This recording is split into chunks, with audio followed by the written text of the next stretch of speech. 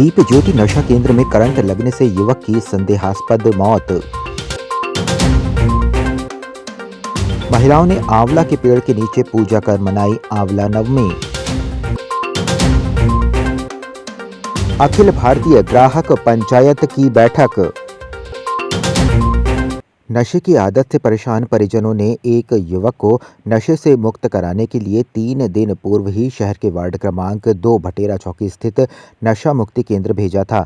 लेकिन परिवार को क्या मालूम कि उनका पुत्र नशा मुक्ति केंद्र में इस जीवन से मुक्त हो जाएगा।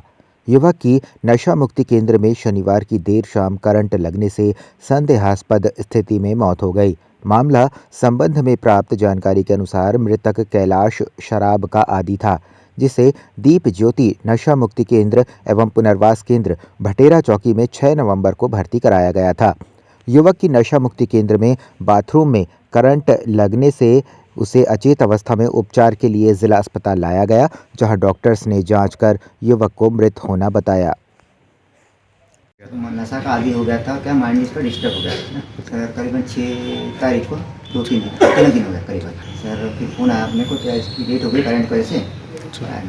पहले ही उन्हें सेंटर में भर्ती किया गया है और वह शारीरिक बहुत कमज़ोर था।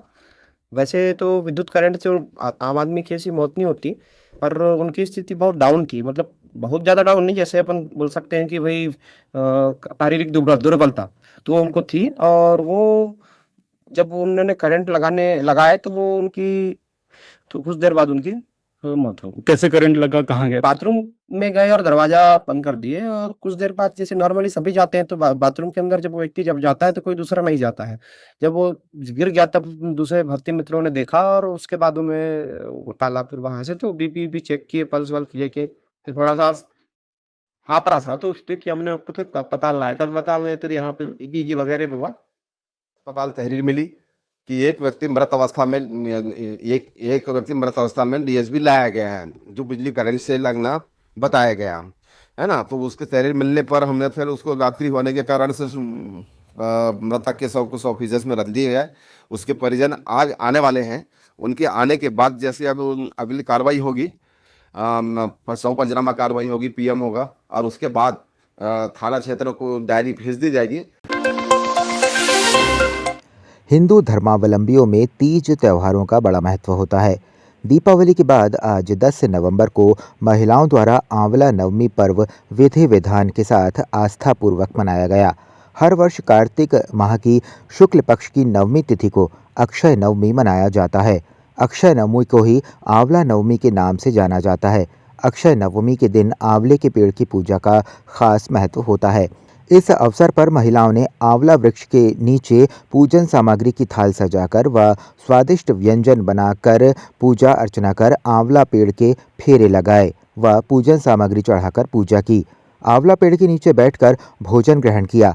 कहा जाता है कि इस दिन आंवला पेड़ से अमृत बरसता है।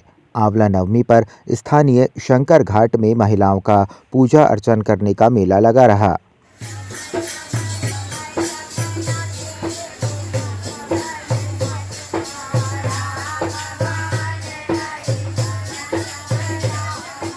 आंवला नवमी इसलिए मनाया जाता है, ये कार्तिक मास में मनाया जाता है। ऐसी मान्यता है कि आंवले के पेड़ में विष्णु जी का वास होता है, तो उनकी पूजा करते हैं। उनके पेड़ के नीचे घी का दीपक जलाते हैं। हमें समृद्धि, संतति, सब चीज के लिए हम प्रार्थना करते हैं विष्णु जी से कि हमारे सब कार्य अच्छे से हो। इसमें हम लक्ष्मी जी का भी श्रृंगार चढ़ाते हैं, क्योंकि विष्णु जी के साथ लक्ष्मी जी रहती है। तो हम पूरा पूजा का सामान चढ़ाते हैं, नारियल चढ़ाते हैं, फूल चढ़ाते हैं। बालाघाट जिले में संगठनात्मक विस्तार और अखिल भारतीय ग्राहक पंचायत के कार्यों को लेकर रविवार को मुख्यालय के सर्किट हाउस में प्रांतीय उपाध्यक्ष अजय मिश्रा, विशिष्ट अतिथि सत्यनारायण अग्रवाल और प्रांत सह संगठन मंत्री गौरव भदौरिया और आशुतोष बिसेन की मौजूदगी में बैठक हुई। इसमें विभाग के पदाधिकारी, जिला पदाधिकारी, कार्य समिति अध्यक्ष, तहसील संयोजक उपस्थित रहे।